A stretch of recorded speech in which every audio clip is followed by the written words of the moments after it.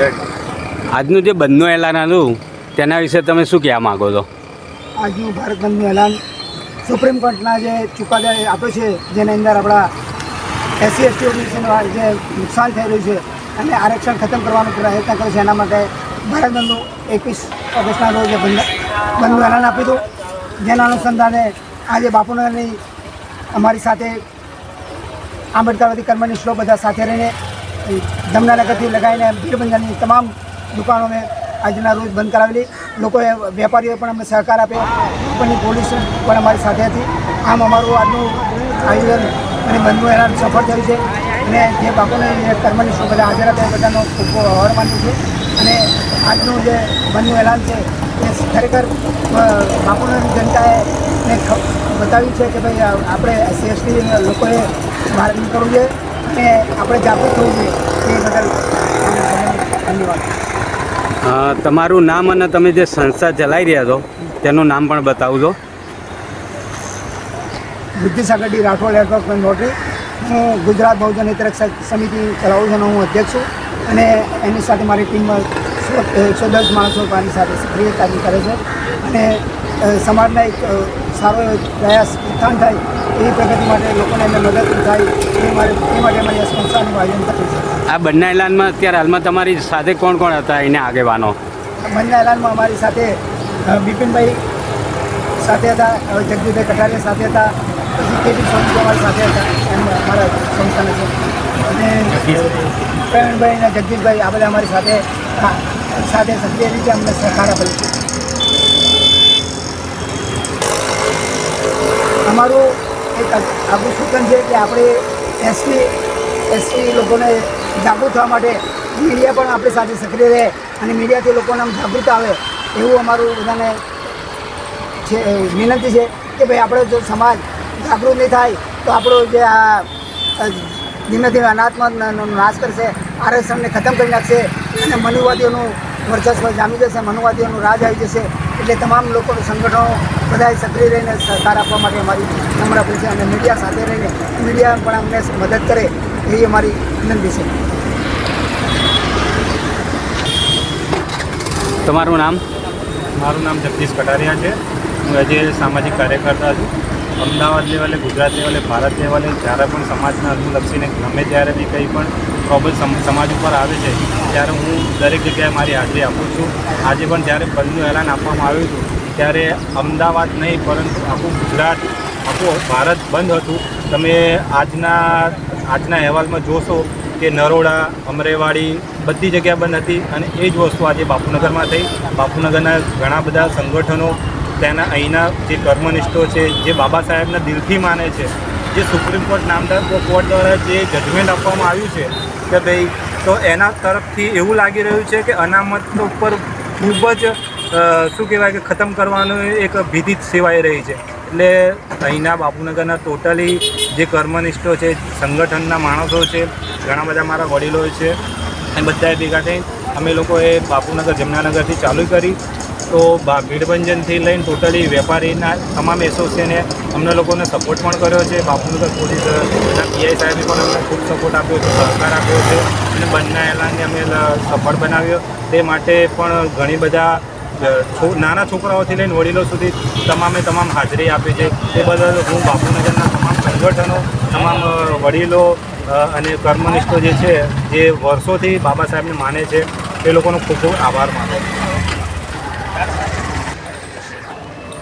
હું ખેમચંદભાઈ સોલંકી, રાષ્ટ્રીય બૌદ્ધ મહાસભાનો પ્રભારી, 4 રાજ્યોનો પ્રભારી છું. ગુજરાત, મહારાષ્ટ્ર, અને સામાજિક કાર્ય બધા રાજ્યોમાં પૂરા ભારત દેશની અંદર કરું છું. અને આજે જે રેલીનો કાર્યક્રમ ને અમારે બંધનો કાર્યક્રમ હતો એ રાષ્ટ્ર લેવલે બંધનો કાર્યક્રમ હતો કે સાજ જજોની બેચે જે આરક્ષણ ખતમ કરવા માટે કોટા એમને જે આરક્ષણને ખતમ કરવા માટેનો એક એમને વિજ્ઞાપન આપ્યું. એ કોટાનો અમે વિરોધ કરી રહ્યા છીએ. કોટા રાખી બધી જાતિઓને અંદર લડાઈ અને આરક્ષણને ખતમ કરવાની એક સાજિશ છે મનુવાદીઓની. તો અમે એનો વિરોધ કરવા માટે અહીંયા બાપુનગરની અંદર અને સર્વ આંબેડકરવાદી સંગઠનો ભેગા મળી અને ટોટલી ભારત બંધ કરવા માટે જે ચાલી રહ્યું છે તેની અંદર અમે અમારા એરિયાની અંદર બાપુનગર આખો એરિયાને ટોટલી લોકોના સાથ અને સહકારથી બંધ કરાવ્યું હતું. પોલીસ પ્રશાસને પણ અમને સપોર્ટ કર્યો અને અમારા બધા જે સાથે મળી અને ટોટલી બાપુનગર અમે બંધ કરાવ્યું. જય ભીમ.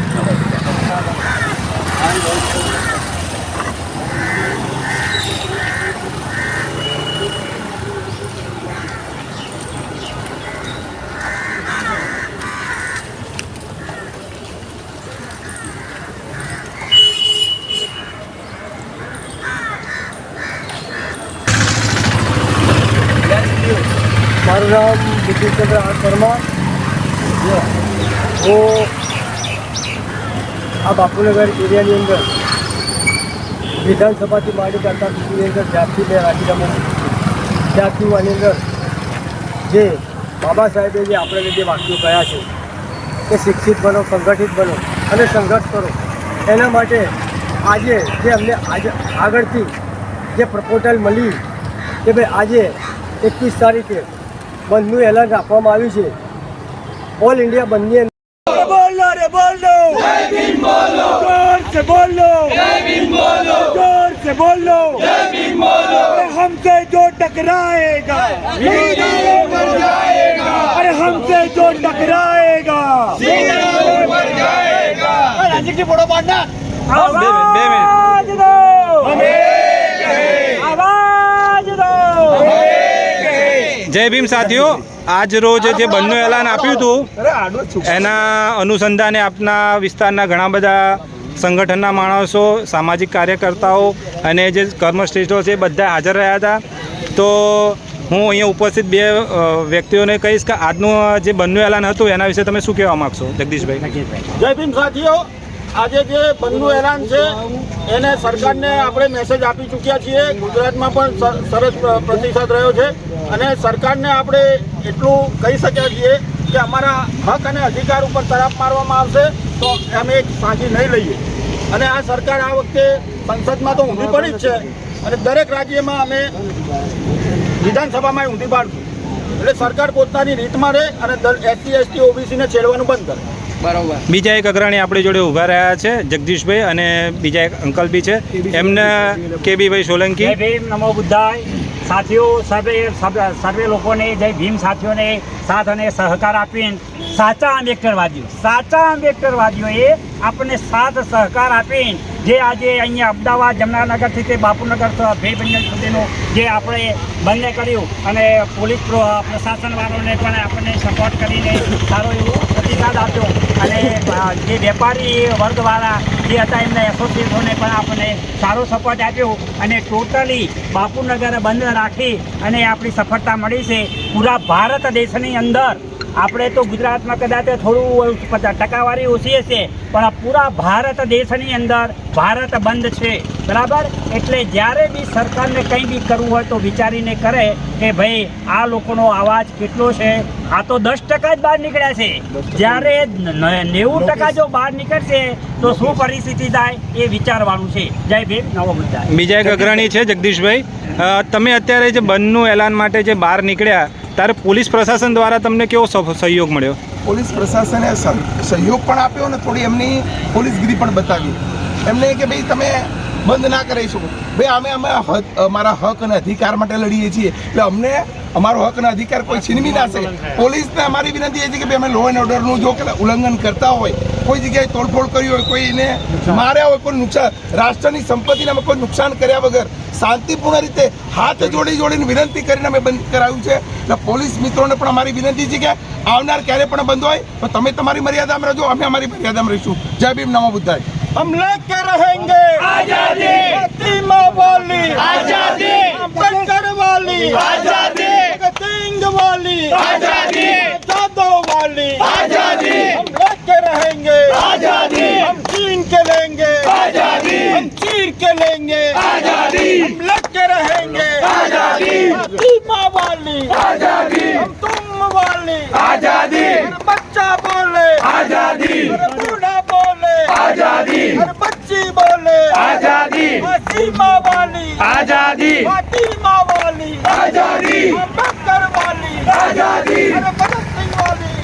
आजादी वाली आजादी हम लेके रहेंगे आजादी हक हमारा आजादी हम लेके रहेंगे आजादी हम छीन के लेंगे आजादी हम तोड़ के लेंगे आजादी हम मार के लेंगे आजादी हम लेके रहेंगे आजादी जय जय जय जय जय भीम जय भीम जय जय जय जय जय भीम जय भीम आवाज दो